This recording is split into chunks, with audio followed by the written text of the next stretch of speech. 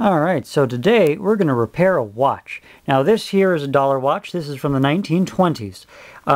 This watch has a broken staff. Now you can tell because it will run in one orientation, but when you flip it over, it will not run. Or it could run in this orientation, you flip it over and it won't run here. It depends. And so what we're going to do is we're going to replace the entire back plate and the little escape wheel. It's right over here. So I got this movement here. I got this for free from the clock shop in Old Town because I go there frequently and we're always doing business. So Charles let me have this. He has this in his parts drawer. And so what we're going to do is we're going to take this apart and I'm going to show you the process. Now, if you get little tiny screwdrivers for this, they're usually like 20 bucks a piece. So I find it's easier, although I don't recommend it, it's easier to just use a pocket knife. And you put your pocket knife down on your screw and you press down on it with your finger and you rotate and you hold the watch with the other hand. And you got to be careful that you don't strip the screw. Bear in mind, your pocket knife will wear out and it will get dull.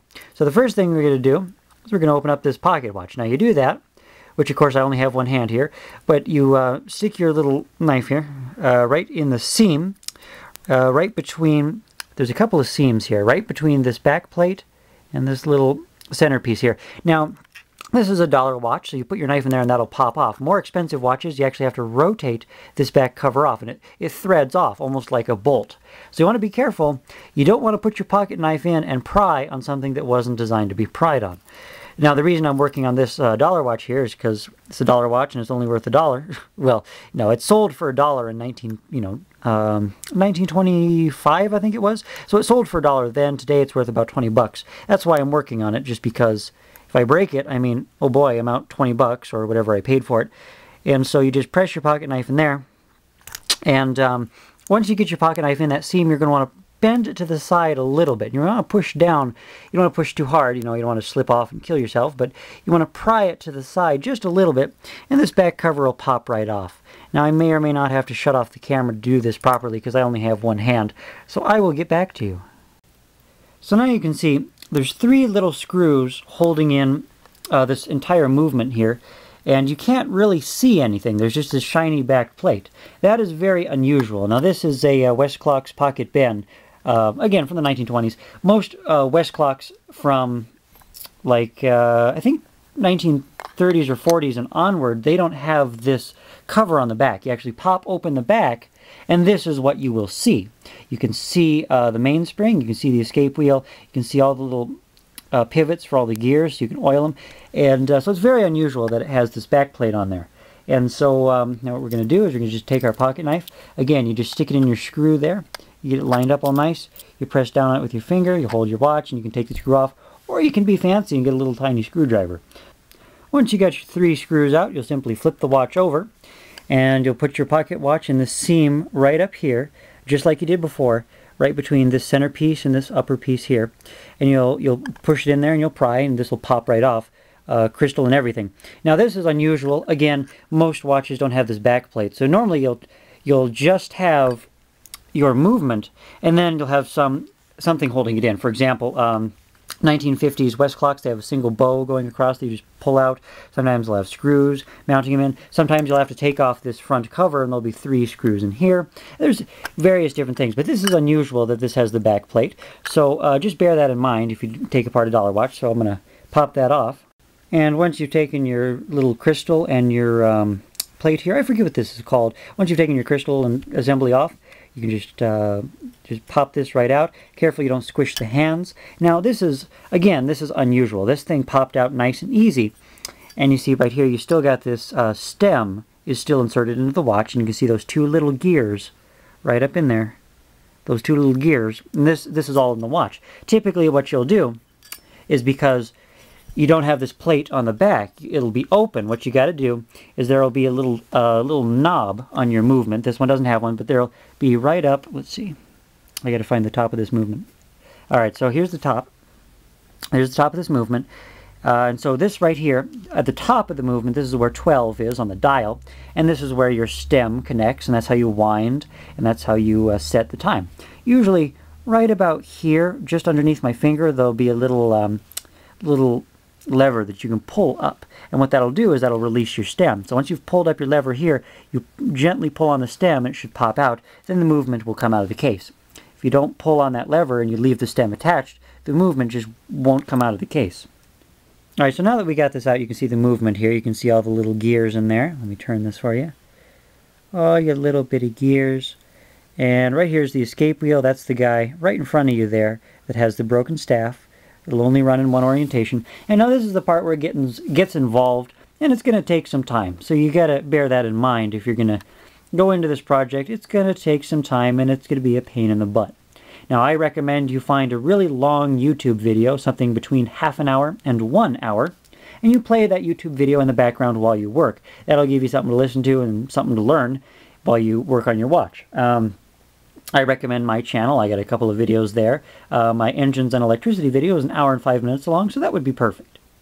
I also recommend that you get a really powerful neodymium magnet. This one I have here came out of a hard drive. Now this, again, is incredibly powerful. You don't want this magnet anywhere near your cell phone, your laptop, or your camera. Now it looks like this is relatively close to the camera here, but as you can see, I'm zoomed in because I don't want to be anywhere close to this. So, I'm way back here because this will destroy your electronics. But this is good if you drop a screw or a gear that is hopefully magnetic. You can actually find it with this. And let the time lapse begin.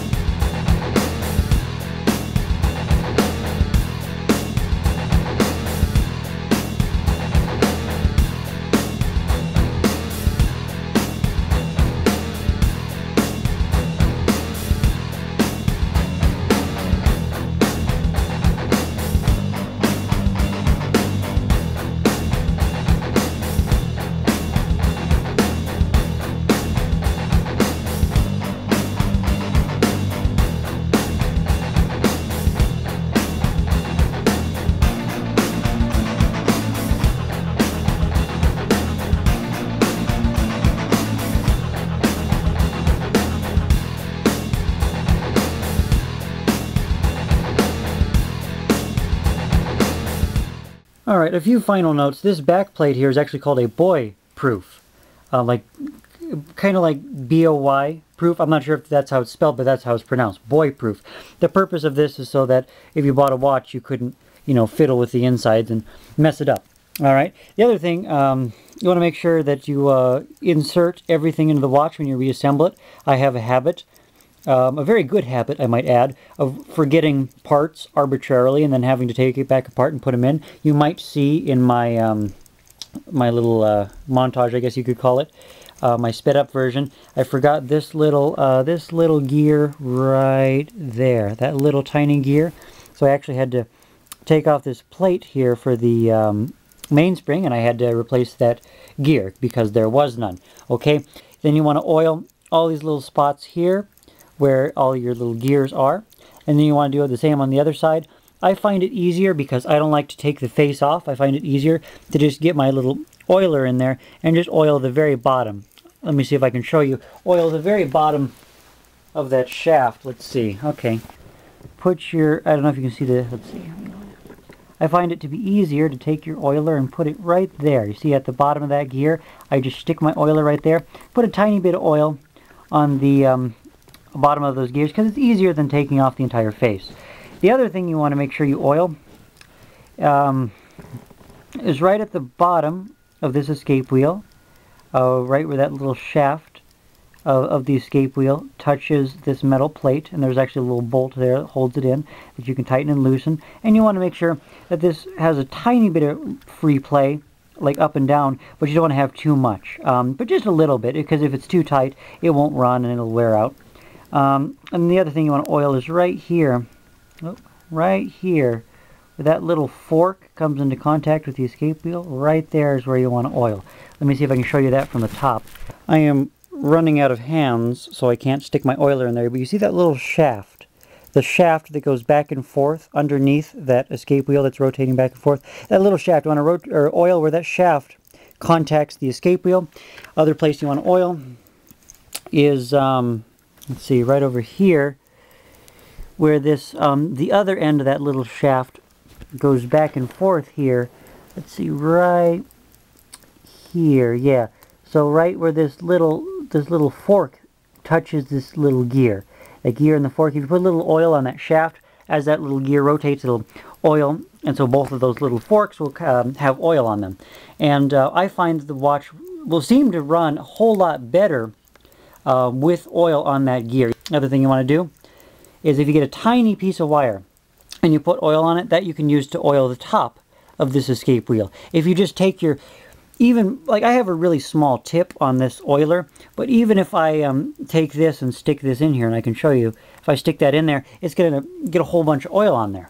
And when I put this watch back together, the heat of this being in my pocket will cause that oil to kind of journey. I think it's called capillary action, and it will journey onto that hairspring. The leaves of those the leaves on the hairspring will actually get oil between them, and they will stick together, and they will rub, which they should not rub. They should be, you know, apart, and they should be free to move. But you get oil on them, they'll stick, and they'll rub together, and the watch will not run right. It will never run right with those hairsprings sticking. So I want to be very careful. I have found, because I don't have a piece of tiny wire on hand, I'll oil it, and then I'll take a little corner of a paper towel or a tissue or something, very carefully mop up the excess oil so that it doesn't do that. Because when that hairspring sticks, then you got to very, very, very carefully take a little corner of a paper towel and rub it on that hairspring. Be careful you don't bend the hairspring or anything, and mop up the excess oil. Other thing you want to be careful of, you don't want to apply any pressure to this escape wheel with your finger while you are taking the watch apart. You will most likely break the staff if you push too hard. You also don't want to put your finger on those hands because you will bend them. They will rub against that face and they will wear out the face, and the watch will not run as long. It'll run a little bit slower because the hands will be grinding on the face. And then, of course, last thing, this watch is special. Of course, this one, all I got to do is just this. I will, right here, and then just boink, and just drop it in there.